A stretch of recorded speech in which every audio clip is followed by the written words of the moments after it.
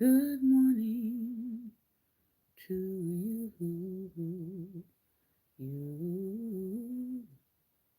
Good morning. Good morning to you.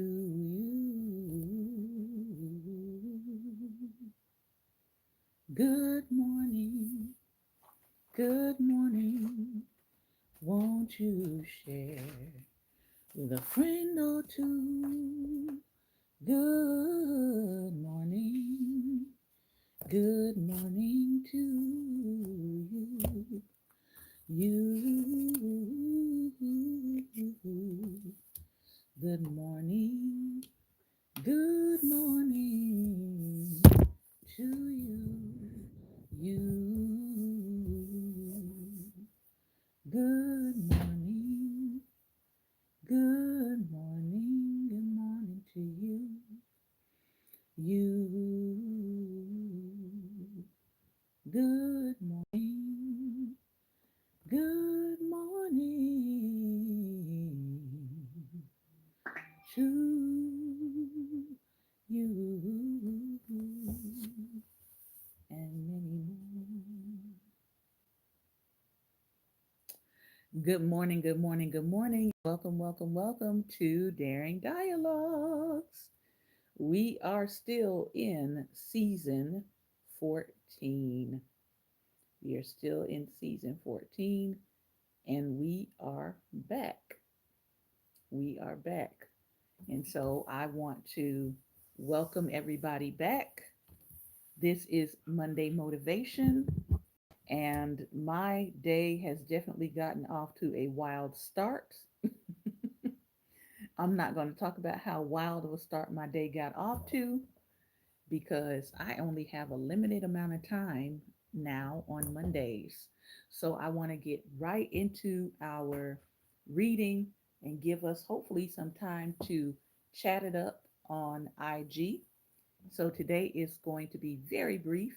Our Mondays are going to be very brief because of my client schedule for 2025. So I just want to come in on Mondays and give you some words of encouragement. This is coming from Think and Grow Rich by Dennis Kimbrough, Motivations for Success, particularly African American success. But really, the principles he's talking about here apply to anyone if you use them. So, January 13th, the topic is hide and seek. The best way to fight poverty is with a weapon loaded with ambition. Septima Clark, Septima Clark, educator. It reads, according to ancient legend, there was an African tribe that was always at war with other tribes. They caused great destruction and pillaged at will. They had no morals, love, or compassion. A concerned elder of a nearby tribe moved quickly to try to save his people. He called together members from neighboring tribes in an attempt to right the wrongs. After much discussion, the wise and insightful elder decided to take the key to his tribe's potential and hide it where the warring tribe could never find it. Where to hide this power became the question of huge importance. Some suggested he bury it deep into the earth. Others said to place it on top of the highest mountain.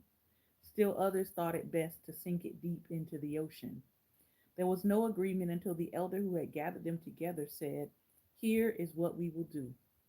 We will hide mankind's omnipotent power deep within man himself, for he will never think to look for it there. Since this tale was told, Black America has traveled the globe, climbing, digging, probing, exploring, and constantly searching for something that it already possesses. Nearly a century ago, Marcus Garvey discovered it. 60 years later, both A. Philip Randolph and Roy Wilkins found it and shared its secret with those who would listen.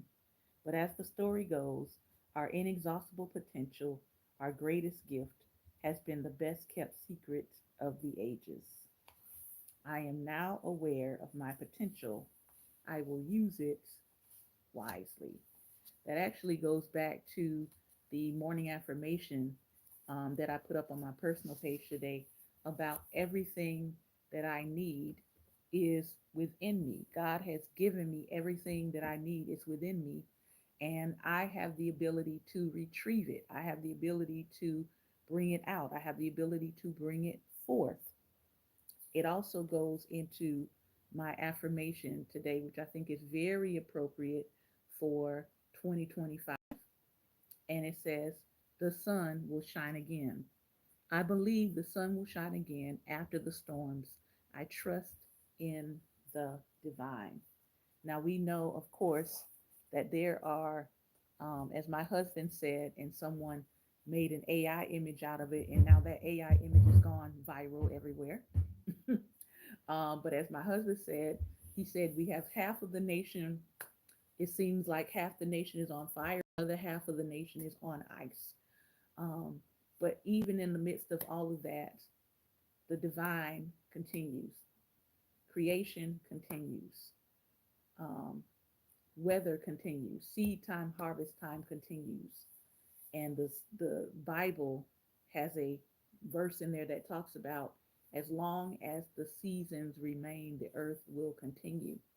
And so, even in the midst of everything that we see happening, whether you are the person who is dealing with the loss of something today, whether you have gone through the hurricane or you've gone through the fire tornadoes in California, um, if you're dealing with devastating loss, I know what that's like. I've dealt with devastating loss several times in my life, um, and I'm not 50 yet. And so what that has said to me is loss in our life does happen.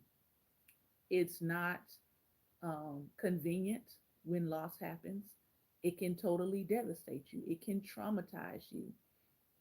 But there is, on the other side of loss, there is times of recovery. There is times of refreshing. You can, in the midst of everything you're going through, you can feel like I'm never going to get through this. You can feel so um, dejected and just want to give up. That is, let's say this, that is reasonable responses to loss. That's reasonable responses to tragedy. And so we're not going to sugarcoat. We don't sugarcoat here. We don't tell people, they don't have a right to feel the way that they're feeling. They don't have a right to express themselves. Um, but I want to encourage you because I have gone through some bone crushing, heartbreaking losses that I didn't think that I would ever recover from. And because of the strength on the inside, because of the will on the inside, because of the spirit of the creator on the inside of me, um, I've been able to mend. I've been able to heal in many cases. Some things I'm still walking through in terms of healing. But I will say that there is hope as you move through it. There's hope as you walk through whatever loss you might be facing. Um, and so, again, we do not downplay the fact that there are lots of people who are literally going through it. People who woke up this morning trying to figure out where their next meal was coming from. Um, I know even in my region last night, there's a whole 1.9 million people that have to restrict their water. They can't use their water right now to do some of the things that they would normally get done because of the weather. So I just want to encourage you today that whatever you might be facing, as you walk through it, I want you to allow yourself to breathe, allow yourself to take one breath at a time. Um, don't feel like you have to be um, in a hurry to move through what you're feeling.